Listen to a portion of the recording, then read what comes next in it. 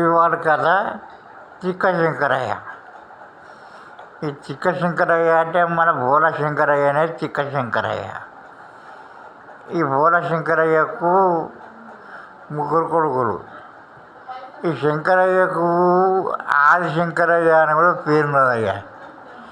అయితే ఈ శంకరయ్య మన లోపల ఎట్టుంటుందంటే అన్నీ ఆయన అన్నట్టే ఉంటుంది అన్న. అయితే భక్తులకు పరీక్షలు పెట్టుట మాత్రం ఫస్ట్ అన్న.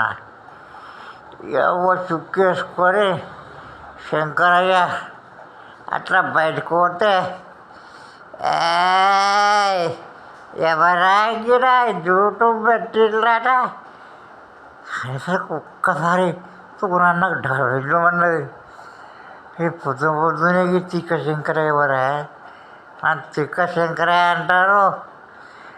మీ శివ విధులనే ఉంటా, నాకు గుడి ఉన్నది, నీకున్న ఓ సాక్షాత్ శివయ్య నువ్వా?